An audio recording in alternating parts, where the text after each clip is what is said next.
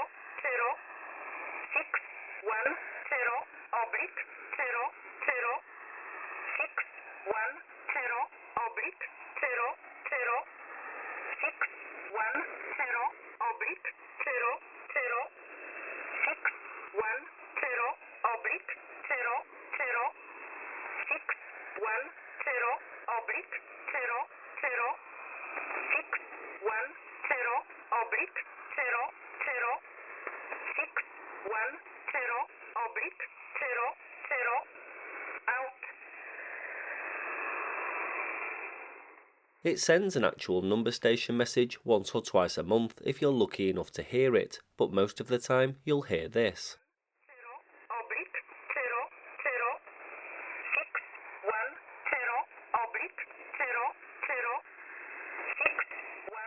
That was known as a null message, meaning no traffic was sent. First noted in the 1980s, E11 is believed to emanate from this transmission centre near Warsaw in Poland. Its Enigma nickname is Oblique, as it uses the word as a dash in transmissions. As you can hear, the voice is clear, and it almost sounds as if the synthesized female operator is in the room with us. The next thing of note is the dedication behind the ticking clock signal.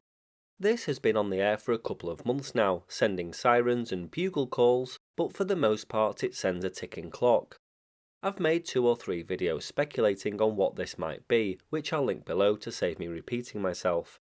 It's widely believed that this is just a pirate, however the commitment here is astounding.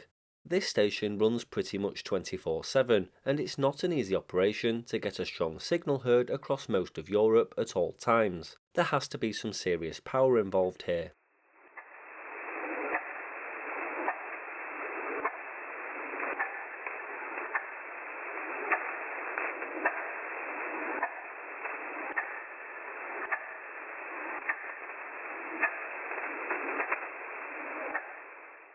Whether it is a pirate, an official oddity run by some intelligence agency somewhere, or a state-sanctioned jammer, it's definitely an interesting one and can be found on 6911 kHz. Now let's go back to the buzzer. I often wonder what it must have been like for those shortwave listeners who came across creepy number stations whilst navigating the bands late at night. Some of the signals were truly eerie, and at a time when nothing was known about them and people didn't have the internet to share ideas and stories, they must have made the hairs on the back of those listeners' necks stand up. I had a similar encounter last night. I sat down in the shack late on in low light, I turned the radio on, and it burst into life on 4625 kHz, the long-time home of the Russian buzzer signal. Again, if you don't know what this is, I'll leave a link to a detailed playlist in the description, but it's basically a Russian military channel marker, designed to keep a frequency clear so that traffic can be sent. It usually sounds like this.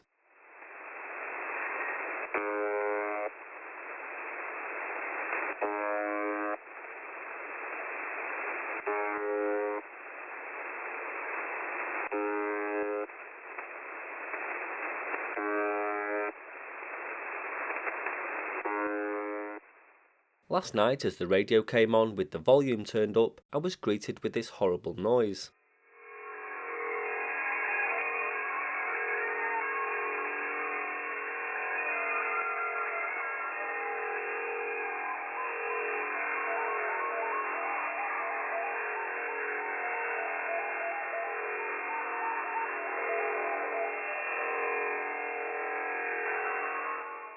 The buzzer was being completely obliterated by this hash.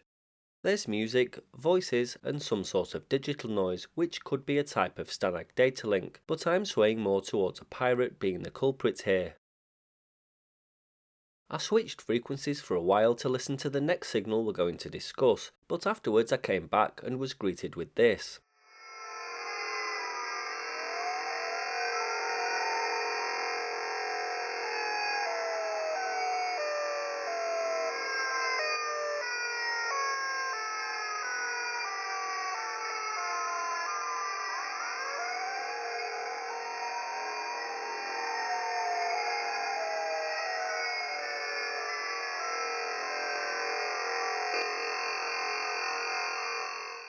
How creepy is that? Now, for those who may not have guessed, this is the sound of the famous Siren Head.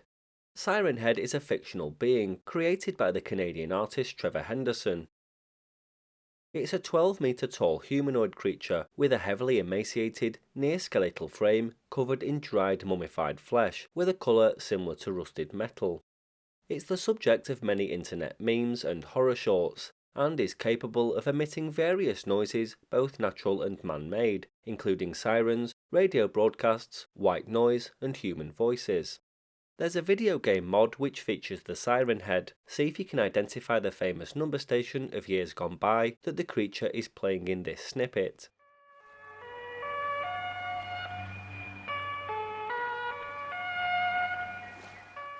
If you guessed that it was S17, the Czech Lady Control number station, also known as Bulgarian Betty, you'd be right. This was a Czechoslovakian number station that's been inactive for a couple of decades now. This is what it sounded like.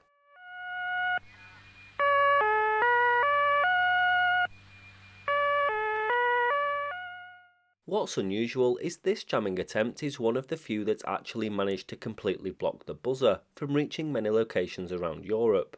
There's no trace of the buzzer's signature signal under the massive noise, so again, some dedicated people have gone to a lot of effort to do this. And finally, I'll leave you with something that a few have contacted me about that isn't really an oddity at all, but I'm happy to explain it.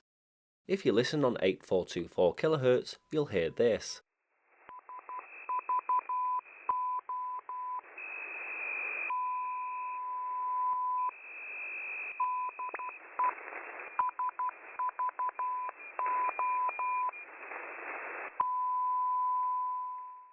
This is a Morse code beacon that sends DE-SVO repeatedly with a 2-second carrier between each Morse group. SVO is the call sign of the station, and the DE part is an abbreviation of from or this is.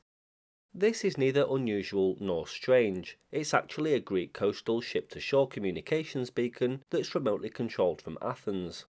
SVO offers VHF, HF radio telephone, and HF SITOR services. It's sent from a 10 kilowatt transmitter and is also known as Olympia radio. So that's early May's roundup of shortwave oddities. Let me know if you hear any others.